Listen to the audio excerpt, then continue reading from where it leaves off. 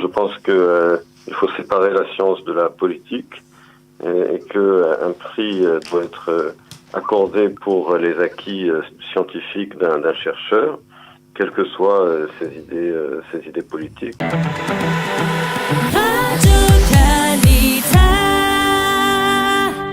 Nous allons changer de sujet après cette intervention de Jacques Neria sur la visite du secrétaire d'État américain à la Défense. Nous allons parler d'un sujet qui préoccupe beaucoup les Israéliens. On en parle beaucoup depuis 2-3 jours en Israël. Il s'agit de l'attribution au nom du prix d'Israël à un savant israélien de renommée internationale. Il s'agit du professeur Oded Goldreich qui est savant à l'Institut mathématicien et qui est savant à l'Institut Weizmann et on lui avait décerné le prix d'Israël pour ses réalisations, et puis ce prix, après une décision de la Cour suprême, ce prix lui a été retiré sur décision du ministre de l'Éducation qui est chargé qui a la tutelle de ces prix d'Israël, Yoav Gallant. Alors pour en parler, nous sommes en ligne avec le professeur Emmanuel Navon. Emmanuel, bonjour, Boker Tov.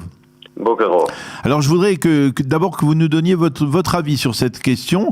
Il y a eu une attribution, je le disais, du prix d'Israël à ce savant, le professeur Oded Goldreich. La Cour suprême a été sollicitée.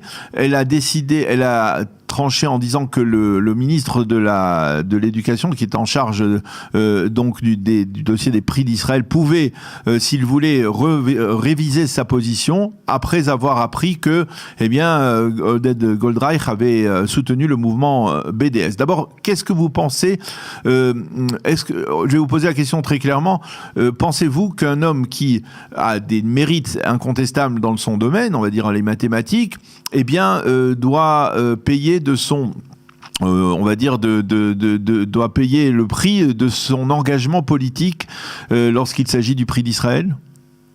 La réponse est non, très clairement non. Je pense que il faut séparer la science de la politique et que un prix doit être accordé pour les acquis scientifiques d'un chercheur, quelles que soient ses idées politiques. Et je pense qu'il faut séparer les deux domaines.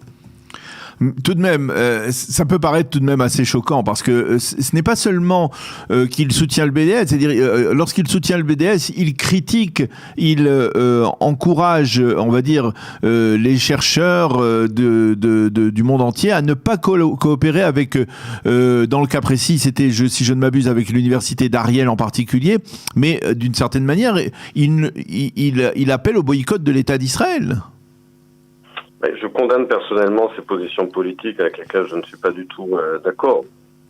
Je pense que il n'est pas acceptable personnellement de participer au mouvement BDS, bien que, comme vous l'avez mentionné, je pense qu'il avait parlé spécifiquement de l'université de Ariel. Je ne sais pas exactement s'il avait appelé au boycott de tout l'État d'Israël ou uniquement des implantations au-delà de la ligne verte. Mais je pense que, encore une fois, moi personnellement, je condamne ces idées politiques. Je ne m'identifie pas à ces idées politiques, mais je pense, comme je l'ai dit, qu'il faut séparer la science et la recherche, mais qu'effectivement, des universitaires qui en appellent au boycott de leur propre pays, et pas uniquement qui sont contre les implantations, parce que là aussi, moi-même, je suis habitant d'une implantation à Efrat, et je pense que être contre les implantations est une idée politique tout à fait légitime, qui ne devrait pas porter atteinte à l'attribution d'un prix scientifique. Mais on doit, dans le cas du prix d'Israël, et surtout si ce prix lui est remis par rapport à ses travaux en tant que mathématicien, et pas, on va dire, pas pour l'ensemble de son œuvre, on devrait faire la distinction entre les deux. Je pense que oui. Je pense qu'il faut faire la distinction. Je vous rappelle que ce débat avait eu lieu déjà il y a très longtemps. Ah oui, avec le professeur Leibovitch. Avec le professeur Leibovitch. Et je pense qu'il faut distinguer les deux, qu'un prix scientifique doit être pour la recherche scientifique, pour les acquis d'un chercheur dans son domaine, quelles que soient ses idées politiques et son combat politique, que l'on soit d'accord ou pas avec ses idées politiques.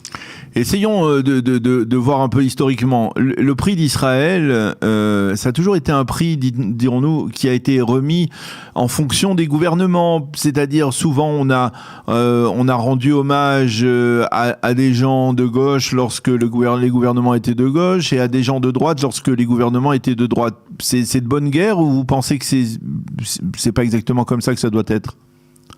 Comme je l'ai dit tout à l'heure, il faut séparer la science de la politique. Oui, mais souvent, on a vu des savants qui étaient plus proches de la droite nationaliste être récompensés, ou des gens plus proches de la gauche socialiste être récompensés lorsque c'était des gouvernements de gauche. Est-ce que finalement cela ne fausse pas le débat d'une certaine manière à ce niveau-là?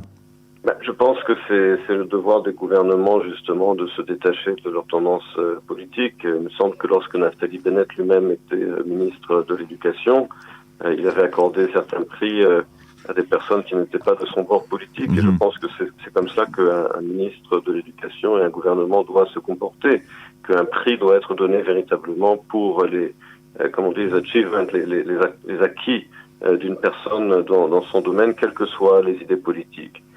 Et qu'un gouvernement de droite ne doit pas favoriser des chercheurs de droite et qu'un gouvernement de gauche ne doit pas favoriser des chercheurs de gauche. Et je pense que c'est une chose très importante, comme je l'ai dit, je le répète, de séparer la science de la politique. Bien que dans le cas précis de Oded Goldreich, ce prix lui avait été décerné pour son action, pour ses acquis universitaires, et ce n'est que par la suite que lorsque l'on a découvert qu'il avait soutenu d'une certaine manière, directement ou indirectement, le BDS, que ça a été remis en question, c'est cela?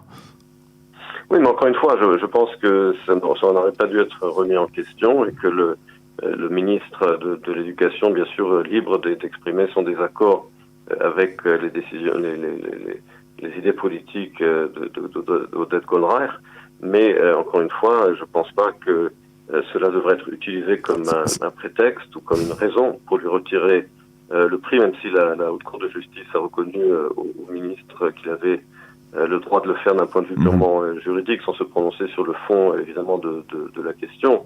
Mais je pense aussi qu'il faut faire attention à la façon dont certains ministres, ces dernières années, utilisent ce genre de cas pour se créer un capital politique de popularité. Et je pense que ce populisme politique est également dangereux. Certains affirment que tout simplement il faudrait annuler le principe même de l'attribution du prix d'Israël. Vous pensez que ça remet en cause ce genre de débat, on va dire le prestige de ce prix?